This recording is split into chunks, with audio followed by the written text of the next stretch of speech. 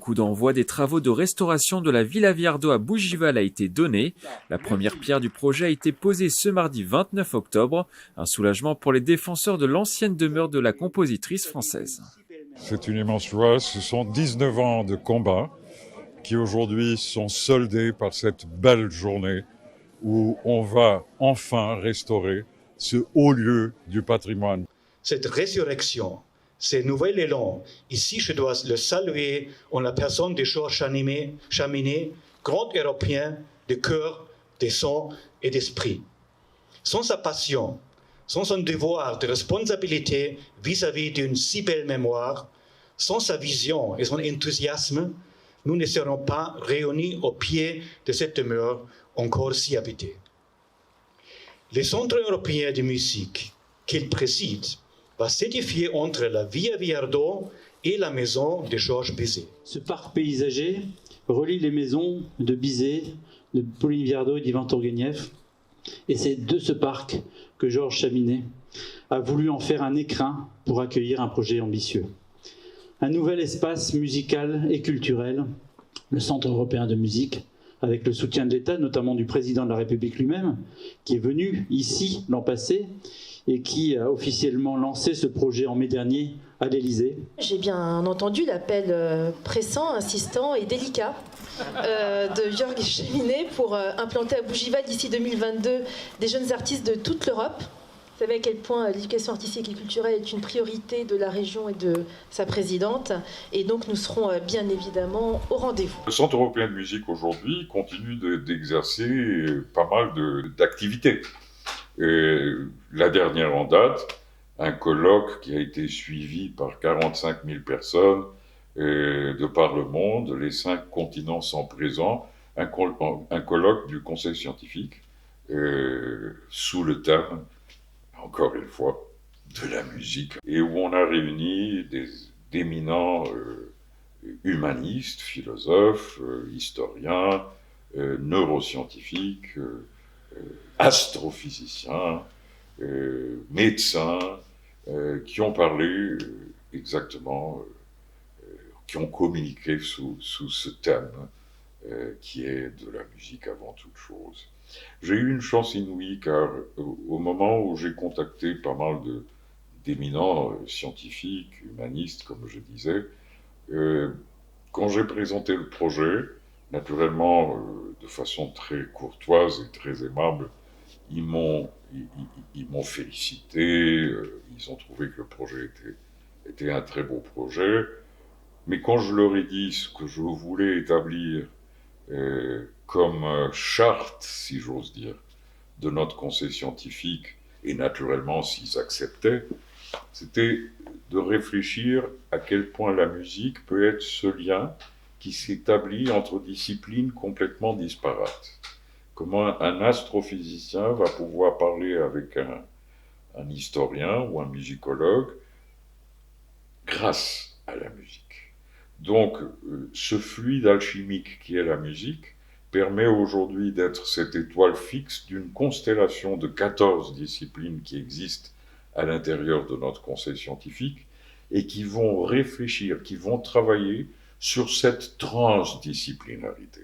C'est pour ça que j'aime bien le mot transdisciplinarité, car ce n'est pas de l'interdisciplinarité, ce n'est pas un dialogue qui s'établit entre 2 disciplines et ça reste là. Non, c'est toute cette constellation qui tout d'un coup se met en mouvement et qui va apporter des nouvelles connaissances, qui va apporter, à mon avis,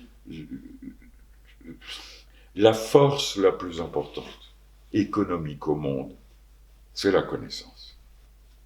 La connaissance, la transmission, on sort tous gagnants. Il n'y a pas de perdant.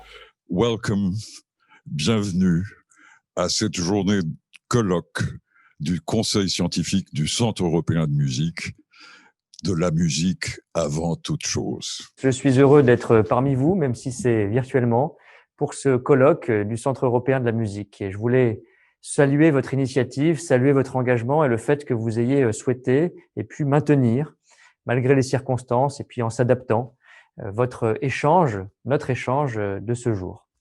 Votre engagement, votre projet, cher Georges Chaminé en particulier, est très important parce que moi, j'en suis convaincu, l'Europe, ça n'est pas une succession de normes, ça n'est pas une succession de techniques, une superposition d'institutions, c'est un patrimoine, c'est une culture qui nous réunit. Et la musique parle ce langage de l'Europe parce qu'elle nous réunit depuis des siècles. Le Centre européen de musique s'inscrit dans cette utopie. Il est ce pont entre ce passé tangible et intangible exemplaire, aujourd'hui sauvegardé, avec un futur innovant, inscrivant au présent les 1000 virtualités de la musique. La création artistique, la transmission, l'intergénérationnel, la recherche scientifique, la thérapie, le patrimoine, la défense et sauvegarde des traditions musicales aujourd'hui en voie de disparition, la médiation culturelle, le dialogue avec d'autres arts, avec les lettres, avec les sciences, sont quelques-unes des missions de bien commun que nous partons dans notre ADN. Je voudrais tout d'abord remercier le Centre européen de musique et plus spécialement son président Georges Chaminé de m'avoir convié au premier colloque international et transdisciplinaire du CEM. C'est un moment très spécial pour moi et c'est donc un honneur d'être parmi vous aujourd'hui. Vous remercie, vous, Laurent Maillet et Georges Chaminé, pour l'honneur de cette invitation à intervenir au terme de ce riche colloque scientifique où je suis heureux d'ailleurs de retrouver notamment la Fondation Europa Nostra, avec qui l'Institut Jacques Delors partage tant d'objectifs communs. Grand bonjour à vous tous de la part de La Haye, aux Pays-Bas, où se trouve le siège d'Europa Nostra et où je me trouve. Et d'abord, je voudrais vous dire un bravo et un grand merci. D'abord, les félicitations et les remerciements pour cette journée magnifique, à laquelle je pense que nous tous collectivement, nous devons remercier. Évidemment, c'est d'abord à Georges Chaminé, président fondateur de ce Centre européen de la musique. Pourquoi ? Parce que c'est Georges, finalement, toi qui nous as embarqués tous dans cette belle aventure. C'est toi qui nous a réunis et qui nous réunit aujourd'hui un peu partout de l'Europe et même en dehors de l'Europe. Tu es l'âme et le spiritus movens de ce projet et nous tous sommes redevables et reconnaissants. Grand merci pour l'invitation à ce colloque et surtout un énorme bravo au président du Centre européen de musique, le maestro Jorge Chaminé, pour son travail extraordinaire.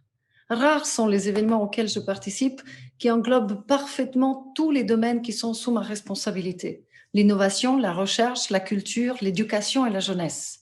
Tous ces sujets ont été évoqués lors de vos échanges et surtout sont tous au cœur de ce projet merveilleux qu'est le Centre européen de musique de Bougival. Ça, c'est la grande idée de ce projet, c'est de réaliser le premier écoquartier de culture au monde. La culture sera véritablement l'âme du quotidien des gens qui y habiteront, puisqu'il y aura des logements, de la maison intergénérationnelle où les musiciens retraités cohabiteront avec les jeunes musiciens, naturellement de l'auditorium, de l'académie, du laboratoire de recherche musique-cerveau, de recherche scientifique, de l'ensemble thérapeutique et sportif où on apportera tout ce que la musique aujourd'hui, thérapeutiquement prouvée, peut apporter pour des maladies neurodégénératives, pour le Alzheimer, pour le Parkinson, pour des troubles de comportement comme l'autisme. Et donc il y a l'agora des traditions et cultures musicales. Donc tout cela se fera avec le parcours touristique et culturel, avec le domaine des Frênes, avec la maison de Bizet, avec la colline des impressionnistes qu'on a défendu corps et âme en 2001 parce que ça allait devenir des lotissements.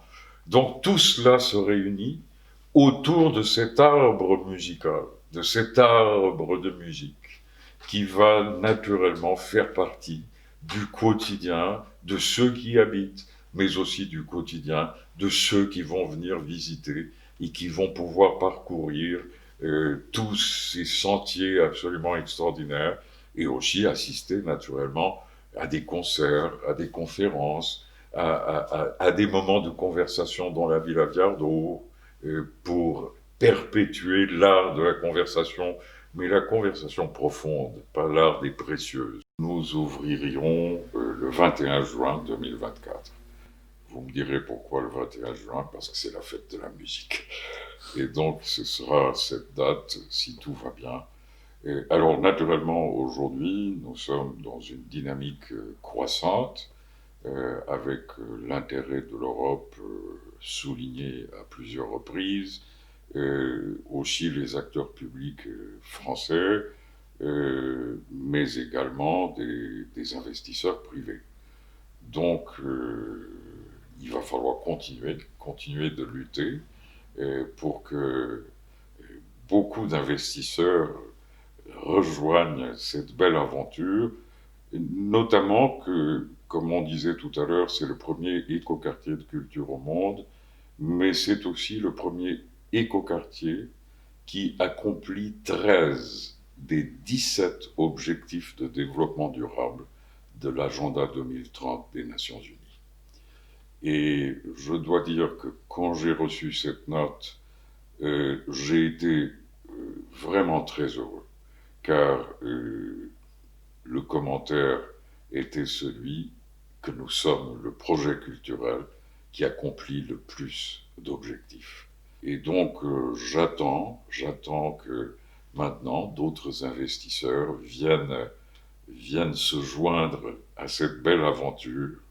Et je dois dire que nous avons déjà, naturellement, avec Opérel, avec Link City, avec d'autres investisseurs qui se sont joints à cette aventure. Alors les missions, et elles sont plusieurs, mais les 4 plus importantes, de là où surgiront bien d'autres, c'est naturellement la création artistique, la médiation culturelle, donc qui sont intimement liées.